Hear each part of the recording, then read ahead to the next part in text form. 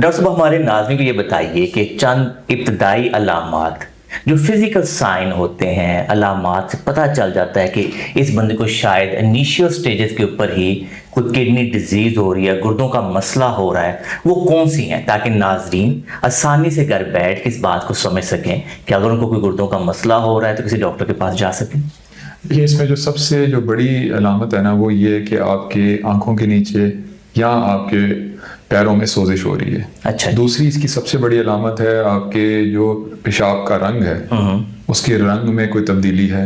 ٹھیک ہے جی، ٹھیک ہے، اور اس میں جھاگ آ رہی ہے، ٹھیک ہے جی، وہ گاڑھا پیلا ہو گیا ہے، یا اس کے اندر خون آ رہا ہے، یا وہ کالے رنگ کا پیشاب آ رہا ہے۔ ٹھیک ہے، یہ دو سب سے بڑی علامات ہیں۔ اس کے علاوہ کچھ اور علامات بھی ہیں، جیسے ایک کوئی ینگ بندہ ہے، اس میں بلڈ پریشر کا زیادہ ہونا، کیونکہ عام طور پہ آپ دیکھتے ہیں کہ 40 کے بعد لوگوں کو بلڈ پریشر کی تکلیف سٹارٹ ہوتی ہے۔ تو اگر کسی ینگ آدمی میں بلڈ پریشر زیادہ ہو رہا ہے تو اس کو اپنے گردے کا معائنہ لازمی کرانا چاہیے، کیونکہ یہ بھی ایک علامت ہو سکتی ہے۔ چوتھی علامت آ جاتی ہے تھکاوٹ۔ ٹھیک ہے جی، آپ کی نیند پوری نہیں ہو رہی، آپ کو رات کو نیند نہیں آ رہی، آپ تھکاوٹ رہتی ہے آپ کو سارا دن۔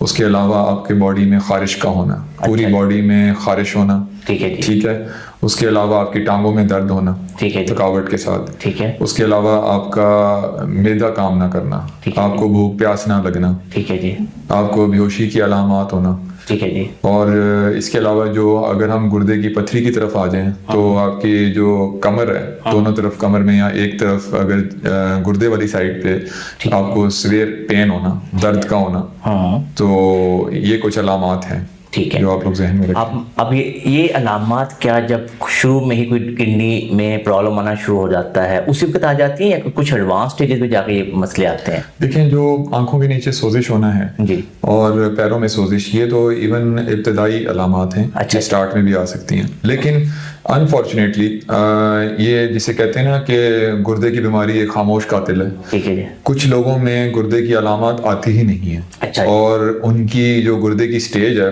وہ لاسٹ سٹیج تک چلے جاتے ہیں جب تک ان کی علامات کا پتہ لگتا ہے۔ ٹھیک ہے، تو یہاں ناظرین یہ بات سمجھنے کی ضرورت ہے کہ اگر آپ کو بلڈ پریشر ہے، اگر آپ کو ڈائبٹیز ہے، تو ایک تو ریگولر چیک اپ رکھیں اپنے نیفرولوجسٹ کے ساتھ، کیونکہ جیسے ڈاکٹر صاحب نے کہا کہ یہ جو بیماری ہوتی ہے گردوں کی خاموش قاتل ہے۔ کئی دفعہ ہمارے گردے 30% تک خراب ہو جائیں تب بھی ہمیں کوئی سمٹم نہیں آئیں گے، کچھ علامات نہیں آئیں گی، تو اس لیے آپ نے ایک اچھے نیفرولوجسٹ سے فوراً رابطہ کرنا چاہیے۔